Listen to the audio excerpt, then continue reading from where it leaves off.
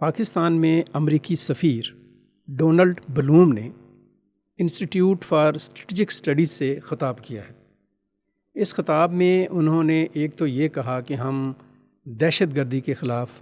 پاکستان کی جو قربانیاں ہیں ان کو اپریشیٹ کرتے ہیں، اور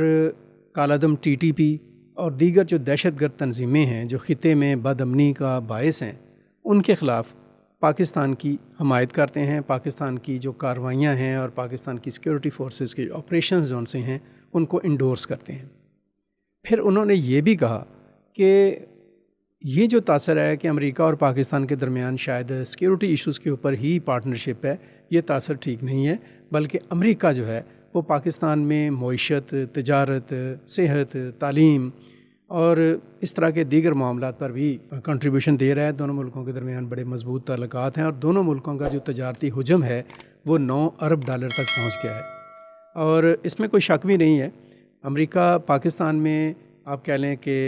اکانومی کے اندر جو پارٹنرشپ ہے امریکہ کی اور پاکستان میں اس کی جو انویسٹمنٹس ہیں اور جو اس کے مختلف آپ کہہ لیں کہ پروجیکٹس ہیں یہاں پہ جو کام کر رہے ہیں وہ بڑے نمایاں ہیں، اور ایک بہت بڑی ایک آپ کہہ لیں کہ سرمایہ کاری بھی ہے اور بہت بڑی تجارت ہے امریکہ اور پاکستان کے درمیان۔ جو بڑے ممالک ہیں، شاید دنیا کا پاکستان امریکہ نمبر 1 کے اوپر ہیں تجارت کے معاملے میں اور دیگر تعلقات کے حوالے سے۔ لیکن ایک چیز بڑی آپ کہہ لیں کہ محسوس کرنے والی ہے، نوٹ کرنے والی ہے، ڈونلڈ بلوم ہوں یا امریکن پریزیڈنٹ ہوں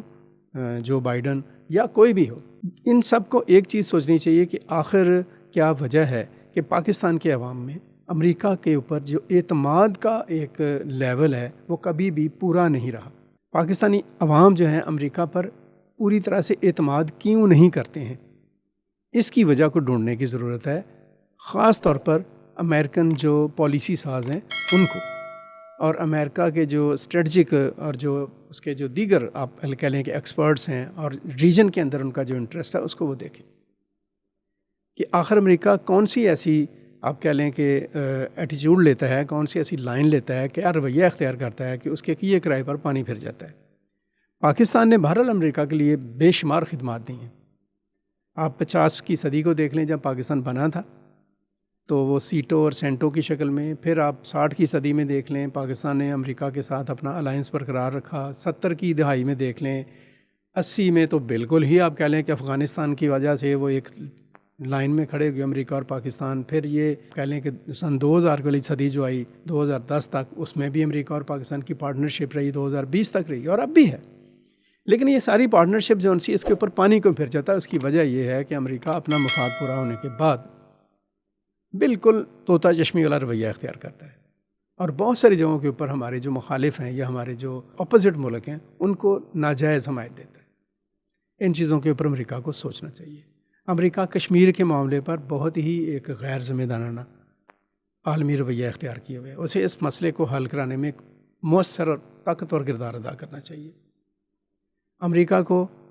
پاکستان کی قربانیوں کا صرف اعتراف نہیں کرنا چاہیے، بلکہ اس کے صلے میں پاکستان کے ساتھ اس طرح سے کوآپریشن کرنا چاہیے اکانومی کے اندر اور دیگر معاملات کے اندر کہ پاکستان اپنے پاؤں پر کھڑا ہو سکے۔ صرف یہی نہیں کہ ہم IMF کے ساتھ جو انگیجمنٹ کرتے ہیں، امریکہ اس کو سپورٹ کرتا ہے، ہمیں IMF سے نجات دلانے میں تجارت کے ذریعے سے، کاروبار کے ذریعے سے، انویسٹمنٹ کے ذریعے سے